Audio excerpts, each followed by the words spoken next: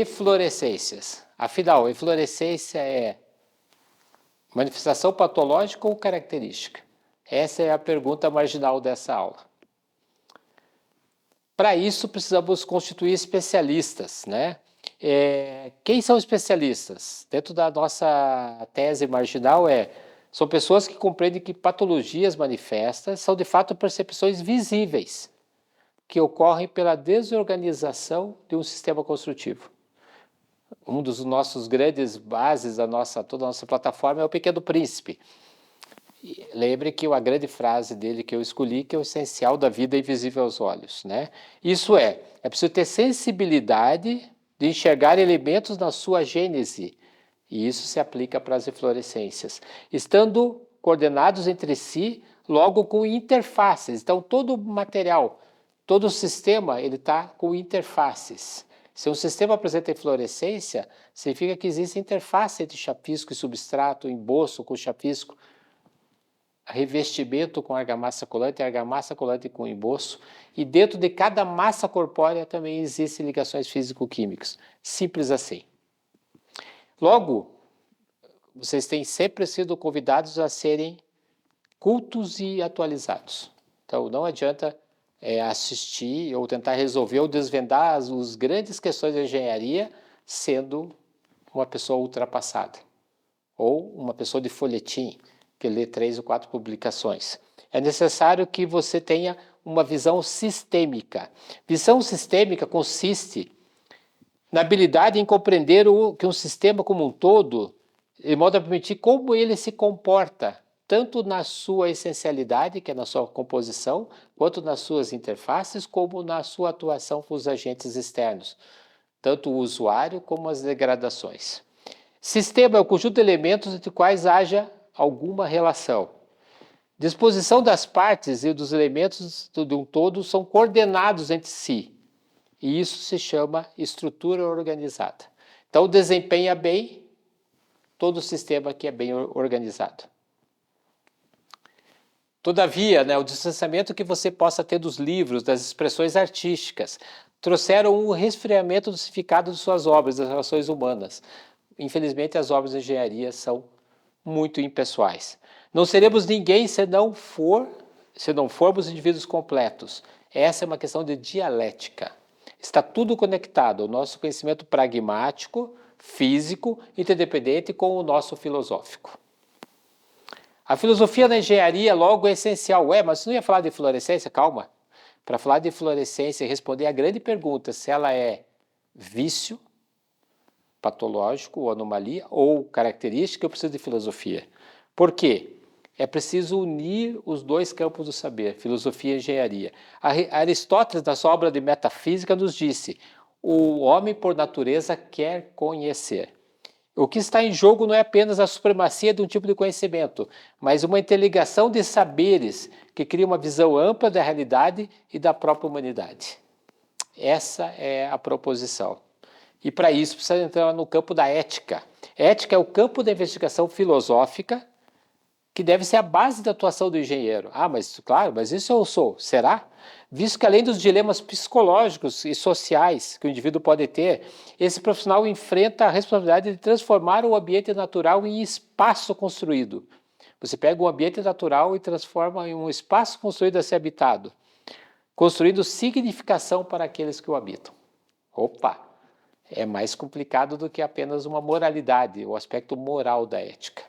É o aspecto moral da transformação, que pode dizer até quanto de emissões de gases que a tua obra prefere ter por você não ter uma boa cultura de sustentabilidade. Logo, lembrando o meu grande amigo Renato Saad, a boa engenharia é a sinergia de física, bom senso e ética. Física e metafísica juntas. Essa é a minha nova proposição marginal. Então, logo, física, metafísica, que seria a marginalidade, bom senso e ética. Tudo junto e misturado. Logo, a engenharia diagnóstica é uma especialização sim fundamental, porque ela vai colaborar com a tua especialidade funcional. A minha, projetista de fachada, mas minha visão holística, fora da caixinha, minha flexibilidade cognitiva, como um engenheiro diagnóstico, melhora as minhas aptidões básicas e pragmáticas. Profissionais de áreas diversas se somando a esse grupo, se atraindo. Nós temos um movimento Novas Patologias que vocês estão convidados. Todos os movimentos, os grupos de estudo, tudo isso vai fazendo você ter uma especialização fundamental e uma cooperação que é o network. E as inflorescências? Dentro da metafísica, da visão da boa engenharia, vamos responder essa pergunta, se possível. Por exemplo, vamos ver essa escada, né? Você vê tudo, nesse vídeo, você vê tudo esbranquiçado. Percebe? Quantas vezes você entra no teu condomínio, tem um granito preto maravilhoso, o branco também tem, mas às vezes não tem o contraste. Você vê esse monte de sais emergentes. Levante a mão aí no YouTube quem já viu. Dê um like no canal, dizendo eu já vi. E você vai perceber que elas se concentram nas juntas, e principalmente nos encontros com as esquadrias. Quando eu caminho, vejo esse vídeo. Você vai perceber que tem água embaixo das peças que acumulou, quer dizer que existem vazios. Olha que interessante, está vendo? Então, guardem essa primeira pista, água, infiltração. E vamos fazendo a visão superficial, mas com os olhos da engenharia diagnóstica.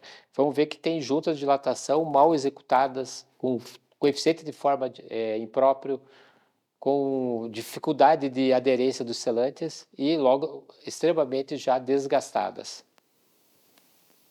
Percebam as imagens, olha, e perto de floreiras. Tudo isso precisa ser examinado. Olha que interessante, ó, e o pátio continua. Você vai percorrendo o vídeo e vai percebendo o encontro entre o piso e as muretas. Você põe quase a mão ali. Você acha que a água não está entrando ali? Logo, você percebe que, por exemplo, nessa imagem, desse vídeo, você vai verificar o encontro dos degraus com as pastilhas extremamente ali, ó, desconexos, sem a dessolidarização. Perto dos ralos, onde há todo o caimento, se acentua a eflorescência. Logo, qualquer leigo pode presumir que tem uma dificuldade severa de calafetação desse local. Tudo isso nós vimos num simples caminhar por um pátio do condomínio, objeto de uma perícia num dia qualquer. Mas partamos então para um novo olhar, o de aprender a olhar como patologias de forma buscando o essencial. E dentro da pergunta que motiva esse episódio, eflorescência, que vocês viram na imagem, em si, ela é vício-anomalia ou é característica de um sistema desorganizado? Opa, surgiu algo para ajudar na resposta, claro, graças à metafísica, de um sistema desorganizado.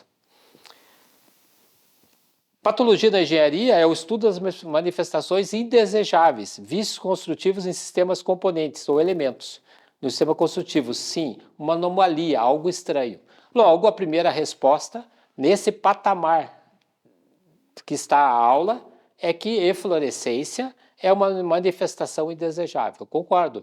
Então, eflorescência, sim, é uma manifestação patológica, sim, porque ela não é desejada, ela é indesejável.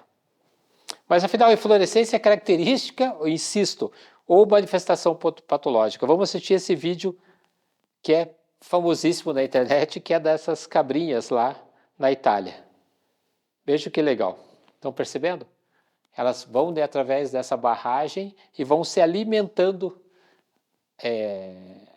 dos sais que saem naturalmente dessa muralha, dessa alvenaria de cantaria. Olha como elas vão na vertical. Está aí uma dica para vocês. Se o teu prédio tem fluorescência, não consegue resolver, vão até a Itália e comprem as cabrinhas montanhesas.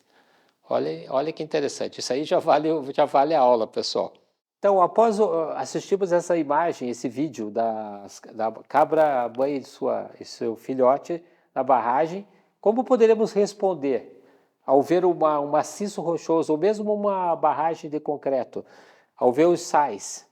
Eles são de si uma anomalia, um vício ou é uma característica intrínseca daquele tipo de material? Me permitam, nesse ponto, com a licença da metafísica, dizer, não deixa de ser uma característica. Mas para isso precisamos entender a definição de estudo do que é inflorescência. Dentre muitas, escolhi essa. Depois você compartilha aqui nos canais qual a sua. Inflorescência são depósitos cristalinos de cor branca que surgem na superfície do revestimento em pisos, paredes e tetos, independente, resultantes da migração e posterior evaporação de soluções aquosas salinizadas. Esses depósitos acontecem quando os sais solúveis dos componentes das argamassas, das alvenarias, do emboço, a fixação, do encunhamento de todos os corpos cementícios, até das matrizes de permeabilização, desde as placas de concreto ou do próprio concreto, tanto pré-moldado quanto aparente, vem para a superfície. Logo, os sais eflorescidos ou eflorescentes são transportados pela água da fase da construção envelopada. Durante a própria fase da edificação que ela está exposta, não está finalizada, as chuvas vão umedecendo e você vai sobrepondo fases, às vezes sem esperar o tempo de secagem de uma fase anterior, e isso vai dando um vício crônico endógeno, uma preferência para essa migração de sais. Esses sais, tendo contato com o ar, se solidificam, causando esses depósitos. Ok? Muitos conhecem todo esse fenômeno por exudação. Vamos lá, vamos evoluir. Vale ressaltar que as placas cerâmicas, as pedras naturais e todos os corpos cementícios já leicados, o compósito polimérico, o próprio concreto ou o próprio pré-moldado, as argamassas colantes de emboço, todas as argamassas possuem poros vazios em seu interior, que são como cavidades, bolhas, poros abertos e fechados, e uma enorme rede de microcanais. No invisível aos olhos, você pode encontrar muito mais do que você imagina num desenho escolar, que hoje ilustra a biblioteca de engenharia, através dos MEVs, das grandes imagens de microestrutura. A água, então, pode passar por seu interior por capilaridade ou mesmo por força do gradiente hidráulico. E eu gosto muito dessa imagem das pontes de hidrogênio. Logo, o fenômeno de fluorescência manifesto no sistema poderá estar interligado basicamente a dois fenômenos. O fenômeno da exudação, que é basicamente um dos melhores termos, na minha opinião, para designar o fenômeno migratório da água, a subida da água, na composição para a parte superficial, levando consigo uma nata do cimento, uma parte do cimento, um néctar do cimento. Isso prova que o concreto tem uma fraca ligação entre os seus minerais, deixando-o suscetível a uma segregação, que tende a fazer com que seus agregados fiquem soltos e fáceis de se remover. Logo, a inflorescência, por esse ponto de vista, é uma febre, que denota uma infecção maior, que é o quê? A infiltração que está segregando as relações entre a parte de aglomerantes e os agregados. O segundo é a carbonatação. Opa, aí é mais delicado. Que é aí sim uma grande manifestação patológica desencadeada a partir do composto comum de camadas poluentes das grandes cidades. Aí você tem aí, desde NOx, CO2, a porta de entrada do processo costuma ocorrer pelas fissuras. Então, esses mesmos corpos, ou mesmos sistemas de fachada, premeditam fissuras, que viram grandes canais de entrada, que nós vamos chamar aqui nessa aula de portas de entrada. E essa porta de entrada permite uma entrada de água concentrada. E aí pode existir a carbonatação, que é o processo físico-químico entre o gás carbônico, presente na atmosfera, e os compostos da pasta de cimento. Sem querer se preencher e se exceder de uma aula curta sobre isso, isso vai fazendo com que todo esse fenômeno vai gerando uma grande degradação do elemento que está em primeiro plano até o pior, até a tua superestrutura, quanto mais a tua fundação. Logo, a carbonatação avança então de fora para dentro no concreto, por meio de uma frente carbonatada, que nasce de uma porta de entrada. Quando atinge a profundidade das armaduras, promove a desestabilização da camada passiva protetora, iniciando um novo segmento que é a corrosão. E aí por diante, e onde tem íons de cloreto, que é as maresias da frente do mar, tudo isso vai aumentando a encrenca. Mas isso é uma outra história.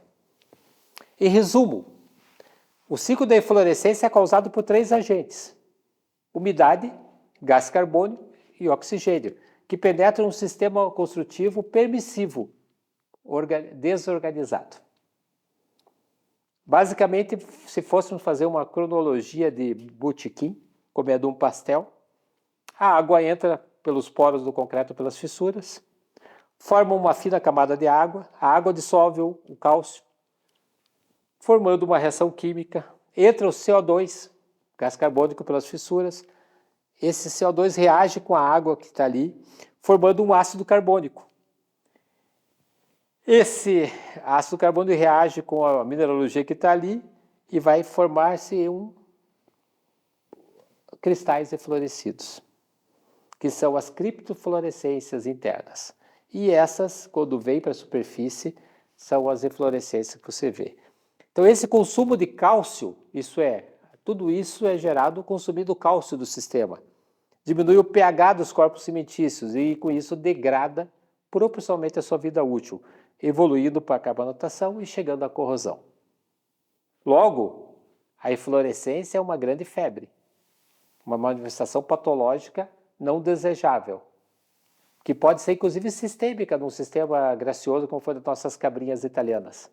Mas ela pode mostrar um ciclo de infecção gravíssimo na durabilidade de todo o teu sistema de revestimento ou até de superestrutura.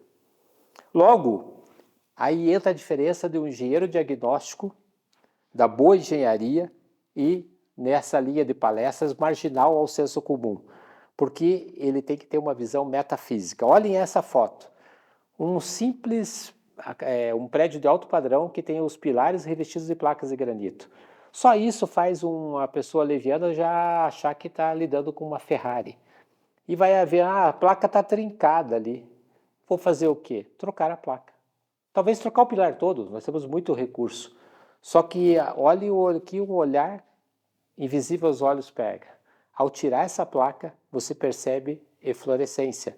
E você encontra todos os aços do pé desse pilar expostos, já em fase de carbonatação para corrosão. Percebem? Se você não tivesse uma visão holística, não pensasse fora da caixinha, não tivesse esse olhar físico, metafísico, somente olhasse com os olhos visuais, não com o conhecimento, com o olho do coração da engenharia, você poderia ter ocultado uma patologia que poderia levar até a ruptura essa edificação. Logo, um engenheiro diagnóstico não se satisfaz com evidentes fissuras na rocha e nem com limpar uma pequena eflorescência, mas vai além e descobre o que nessa foto? A degradação da armadura. Simples assim. Logo, o essencial da vida é invisível aos olhos. Aí está o livro de cabeceira, O Pequeno Príncipe. A sensibilidade metafísica da arte e da literatura certamente despertarão você, engenheiro, como aconteceu comigo, nossos instintos perceptivos. Essa é a grande proposta dessa série. Sem esse olhar, poderíamos, voltando à mesma imagem, olhar novamente com cuidado essa trinca nessa placa de granito e achar, não, deram uma batida com o carrinho. Foi uma batida de uma bicicleta? Não, ela refletia o que você está vendo na foto ao lado. Por isso, agora é o momento de saudar um grande amigo meu, novo patologista Lauto Parente, que sempre diz assim, se você fizesse uma manifestação clandestina com o seu pedreiro, com o seu zelador do seu prédio, ou talvez até com algum engenheiro desatento, com a alma não acordada pela engenharia diagnóstica, você poderia ter mascarado esse quadro. Isso é muito grave e isso que é mais frequente. Olhem essa foto, olhem a outra foto e as imagens falam por si. Logo, pessoal, vivemos sobre superfícies únicas e cada uma está em um local único e tem pessoas únicas sobre elas. Por isso, o nosso olhar tem que ser sempre único em cada visita, em cada expressão. Quando eu olhei aquela foto, eu não posso olhar como olhei aquela placa lá numa outra cidade, porque nesse caso a realidade pode ser outra. Ah, não, mas já resolvi 1000 casos desse, mas infelizmente o caso 1001 pode ser totalmente diferente. A impessoalidade da engenharia é uma das causas desse quadro de manifestações que tanto vemos e de elas serem tão repetitivas. Logo, eflorescência é uma característica, sim, físico-química de corpos cimentícios. Ponto. Logo, primeira parte da resposta, é vício ou característica? É característica. Vamos repetir. Eflorescência é uma característica físico-química de corpos cimentícios expostos ao ciclo de umidade, secagem, que pode evoluir, sim, a uma manifestação patológica que precisa ser diagnosticada. Se tiver a porta de entrada, a fissura, opa, vai ter o quê? problema de estanqueidade. Logo, quando entra a questão de que o sistema não é estanque a umidade e a presença, a passagem do gás carbônico, nós temos aí sim uma questão que se torna patológica. E pior, se você trata de forma impessoal ou mascara, como simplesmente trocando aquela placa de granito ou passando um silano na sua fachada, você pode mascarar um vício maior que a médio e longo prazo um dano irreparável. Tem como preveni-lo? Tem como curar esse sistema pós-manifesto? A resposta é a mesma, sim, desde que você tenha um diagnóstico correto. Como posso prevenir a inflorescência? Então eu entendo que característica vai ser, mas como ele é indesejável, eu gosto muito dessa dualidade, essa dicotomia. É característica, lembra da cabrinha, mas ao mesmo tempo é indesejável. E segundo, ela é um sintoma de uma anomalia maior.